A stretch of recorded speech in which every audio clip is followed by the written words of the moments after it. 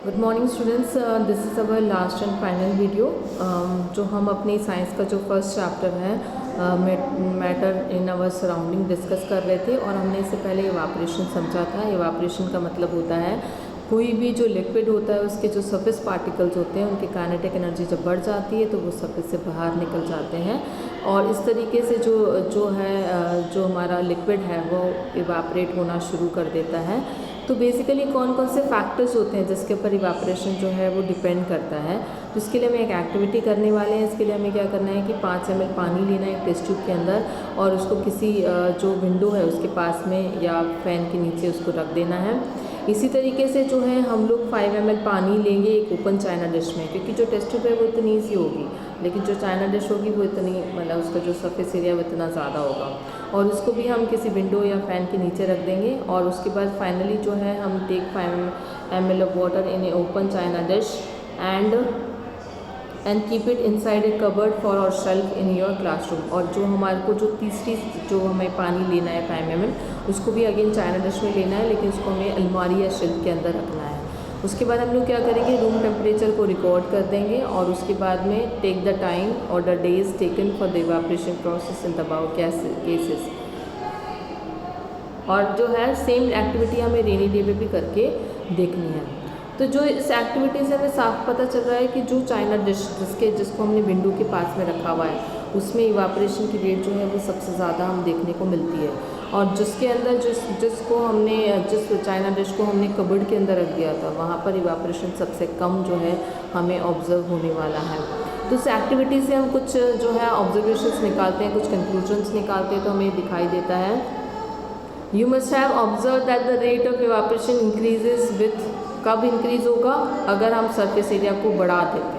Surface area को इसलिए बढ़ाया क्योंकि पहले हमने जब टेस्ट ट्यूब में लिया था, क्योंकि हम इसको ड्राइंग से समझ सकते हैं, जब हमने टेस्ट ट्यूब में लिया था तो ये टेस्ट ट्यूब है और इसके अंदर पानी भरा हुआ है तो इसका इतना सा सरफेस एरिया। लेकिन जब हम चाइना डिश की बात करते हैं उसके अंदर जब हम पानी को इस तरीके से भरेंगे तो हमारे पास सरफेस एरिया बहुत ज़्यादा आ जाता है। तो हम देखते हैं कि चाइना डिश के अंदर जब हम पानी ले रहे हैं और इवापोरेशन को जब हम ऑब्जर्व कर रहे हैं तो हम ये कह सकते हैं कि जब सरफेस एरिया बढ़ता है तो रेट ऑफ इवापोरेशन भी बढ़ जाती है,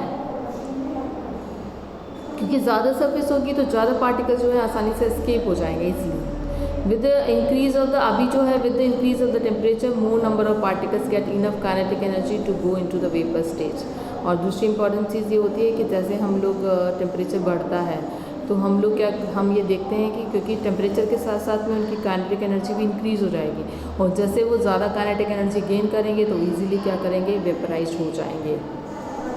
सो humidity is the amount of, क्योंकि हमने जो ये एक्टिविटी करी थी इसको दो बार हमने इसके ऑब्जर्वेशंस को रिकॉर्ड किया। एक नॉर्मल जो एक मतलब हॉट सनी डे पे कर सकते हैं और दूसरी ऑब्जर्वेशन जो है हम लोग रेनी सीज़न में कर सकते हैं, क्योंकि रेनी सीज़न के अंदर जो हमारी एयर होती है उसमें बहुत सारा मॉइस्चर पहले से अवेलेबल होता है।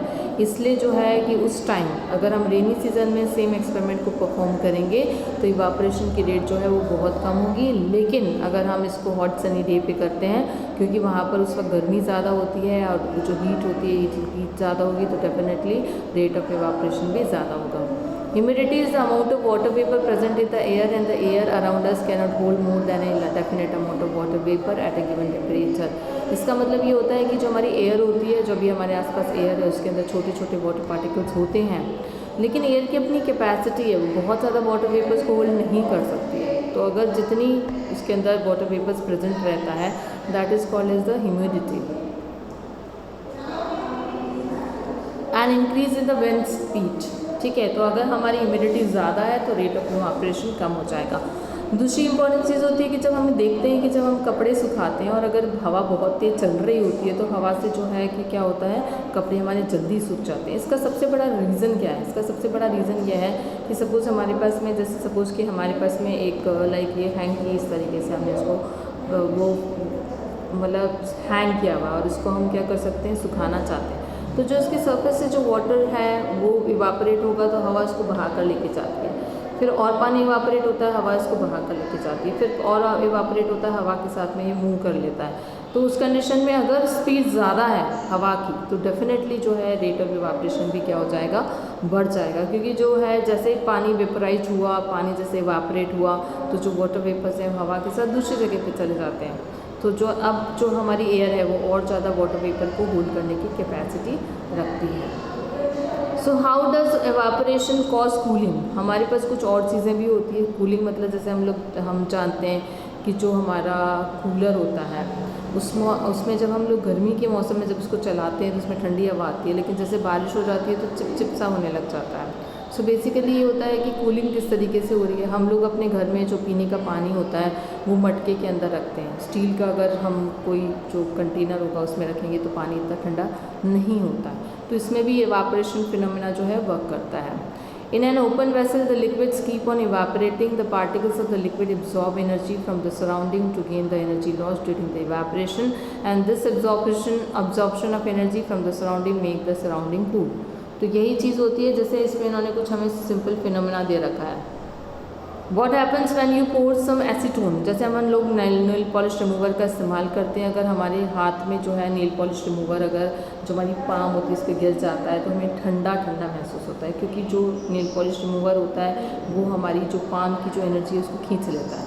तो जब भी इवापोरेशन होगा तो एनर्जी ली जाएगी, तो जो एनर्जी को जब खींचा जाता है तो वहाँ पर हमारे पास में क्या होता है, कूलिंग इफेक्ट प्रोड्यूस हो जाता है। The particles gain energy from your palm or surrounding and evaporate, causing the palm to feel cool.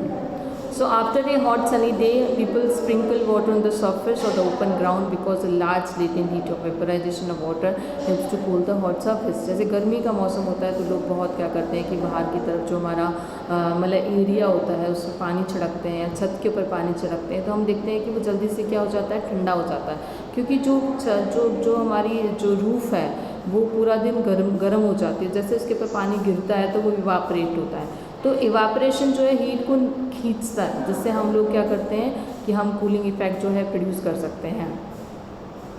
इसी तरीके से इन्होंने हमको ये समझाने की कोशिश करी है कि why should be wear cotton clothes in the summer. जो समर का टाइम होता है उसमें कॉटन के कपड़े हमें क्यों पहनने होते हैं। During summer we perspire more because of the mechanism of our body which keeps us cool. क्योंकि जब समर का टाइम होता है, जब गर्मियाँ होती है तो हम बहुत सारा पसीना हमारी बॉडी में निकलता रहता है। इसकी एक मैकेनिज्म है, क्योंकि हमारी बॉडी को ठंडा रखना बहुत ज़रूरी है। सो जो हमारे एवापोरेशन जो पार्टिकल्स बाहर निकलते हैं वो क्या करते हैं, मतलब हमारे पास ये क्वेश्चन है कि हम लोग ज़्यादा पसीना क्यों निकालते हैं जब गर्मी होती है। तो पसीना निकालने से जैसे जब पसीना बाहर निकलता है तो वो आसपास की हीट को क्या कर लेता है, एब्जॉर्ब कर लेता है, इवापोरेट होता है। जब वो आसपास की हीट को या हमारी बॉडी की हीट को एब्जॉर्ब करके इवापोरेट होगा तो हम लोग क्या हो जाएंगे, हमारी जो सरफेस है वो कूल हो जाती है। जो हमारा कॉटन है वो क्योंकि एक अच्छा एब्जॉर्बर ऑफ वाटर होता है, इसलिए हम लोग कॉटन के कपड़े पहनेंगे तो चाहे कितना भी पसीना अगर निकलता है तो हमें किसी तरह की कोई प्रॉब्लम नहीं होगी, क्योंकि कॉटन के कपड़े पसीने को आसानी से क्या कर लेते हैं, सोख लेते हैं।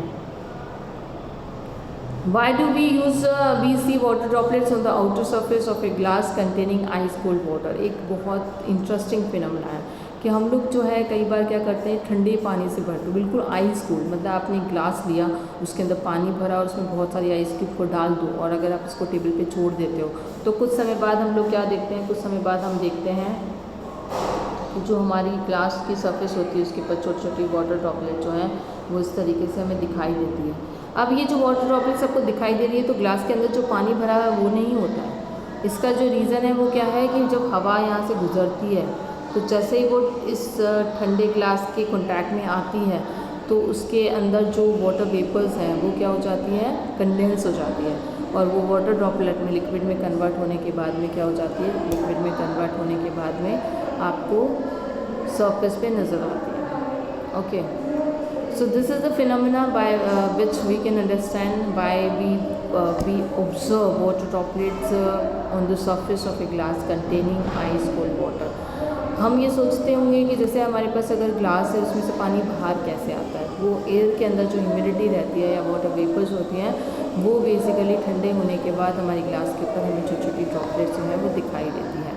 सो जो इवापोरेशन होता है वैसे बहुत इंटरेस्टिंग फिनोमेना है, और जैसे हमारे पास इसके लिए कुछ क्वेश्चंस भी दे रखे हैं कि why does a desert cooler cool better in a hot dry day.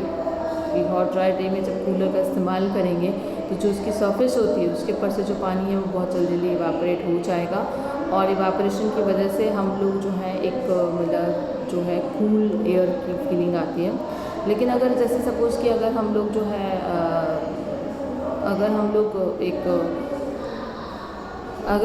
अगर रेनी सीज़न में कूलर का इस्तेमाल करते हैं तो रेनी सीज़न के अंदर जो है वो कूलर जो है हमें बहुत ज़्यादा ठंडी हवा नहीं देता है। इसका सबसे बड़ा कारण है कि बहुत ज़्यादा ठंडी हवा इसलिए नहीं देता है क्योंकि ऑलरेडी हवा के अंदर जो है बहुत सारा मॉइस्चर है, और जब हम कूलर चलाते हैं तो बहुत जो इवापोरेशन होगा तो हवा जो है उसको कैरी नहीं कर पाती है। ओके, और यहाँ पर हमारे पास एक क्वेश्चन भी आया है कि क्यों मटके के अंदर पानी जो है वो ठंडा रहता है। क्योंकि जो मटके की जो वॉल होती है उसमें छोटे छोटे पोर्स होते हैं, उसके अंदर पानी चला जाता है, वो इवापोरेशन होने के साथ साथ मटके की सरफेस को क्या करता है, ठंडा रखता है। इसके साथ ही जो हमारा chapter number 1 matter in surrounding complete हो जाता है। See you in the next video.